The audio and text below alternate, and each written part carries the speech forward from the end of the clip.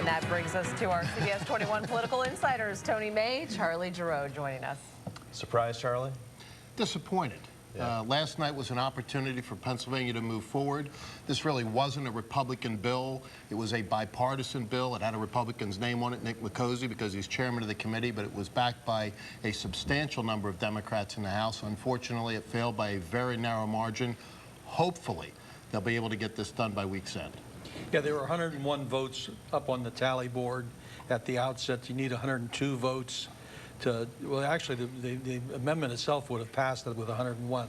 But finding that 102nd vote has proved very difficult, and I hope that they come back into session this evening and either adopt an amendment like the Micozzi amendment drafted by Democratic Whip Mike Hanna, or something similar.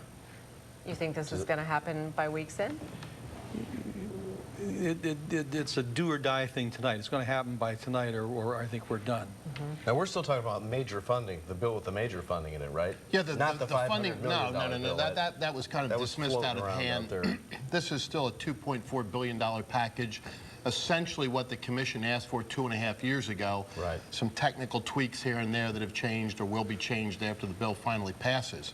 But Tony is correct. You've got to get the votes up on the board for it. Is it really, we've talked about it last week and over the weekend, is it as crucial as it is that if they can't reach any type of agreement this week, that this thing could just get tabled for 2 more years, maybe 3? Very easily could. And one of the interesting things that happened over the weekend was Paul Clymer, one of the most conservative members of the General Assembly, switched his vote from no to yes because he went out and observed and inspected a couple of Pennsylvania bridges, reached up to touch one, and it crumbled in his hands. Wow. And that's the other point you were talking about, the outcomes. If it doesn't pass tonight, some of the other outcomes are going to be simply jobs lost in the construction industry that are going to migrate to nearby states, because if you've got skills and you have skills for a well-paying job, you're going to go to Maryland or go to Delaware or West Virginia where there's work available for you.